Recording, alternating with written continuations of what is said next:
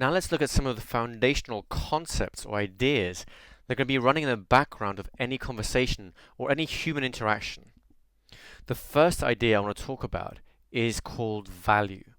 Whenever two human beings come together, there's some kind of value exchange which either equalizes or is slightly skewed where one person gets a little more than another.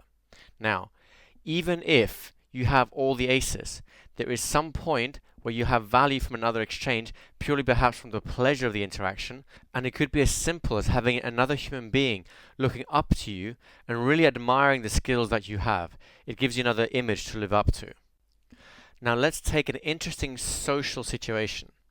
Imagine, if you would, a busy railway station, and you have a man there, a professional person, maybe a lawyer or a banker, and he's waiting for his train.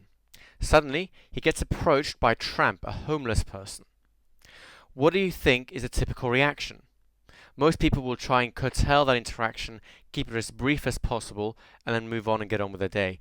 Even the charitable ones, who may give money or perhaps buy the tramp and homeless person some food, will try and keep the interaction, as a rule, as short as possible.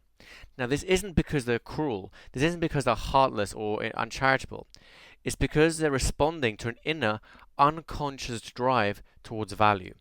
In some respects, they know that the tramps have no value to add to the interaction. It's a social situation in the modern day. And so what happens is they start becoming afraid. What if this person wants something from me, i.e. money? What if this person won't go away? Possibly even a safety question of, what if this person gets violent if I say no to him? All these ideas or concerns are really saying that at some level, this homeless person, this tramp, is going to suck value out of you without giving anything back in return. There is no longer an exchange, it's a one-way street. And at that point, people get immensely uncomfortable and they want to naturally just shut down and finish the interaction as quickly as humanly possible. Now, let us imagine that in the same railway station, the man now is approached by a beautiful woman. Perhaps she's collecting for charity, or perhaps she wants to have a chat, ask him the time, or even ask for some spare change to make a quick telephone call. Now our gentleman will be responding very differently, because there's a different value exchange. In our society, when a man talks to beautiful women, people around him look up to him and say, "Wow, how do you do that?"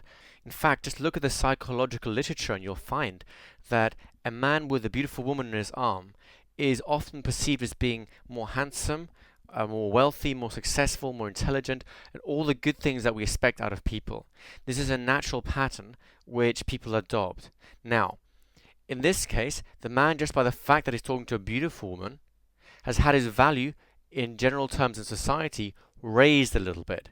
And so the exchange, even though on a purely transactional basis might be the same as with a tramp, there is still a value interchange. He is giving of his time, he's talking to her, maybe even giving her some change.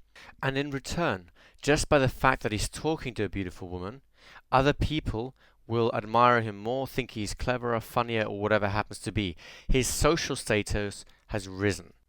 So what does all this have to do with the art of great conversations? Well, when you have a conversation with someone else, there is a value exchange which you must be very aware of. If all you're doing is sucking value out of someone else, then they're going to start getting very uncomfortable and they'll want to finish the conversation as quickly as possible. So your job as a great conversationalist is to have something worthwhile contributing. That doesn't necessarily mean content, in other words, interesting information, although that can be part of what it is. It can also be a whole bunch of other things which we'll look at later on, including, for example, just the fact that you make someone else feel good. That is probably one of the most valuable things of exchanges that you can provide as a part of a conversation. To continue with the rest of the training, click the link in the description box to download the rest of the videos for free.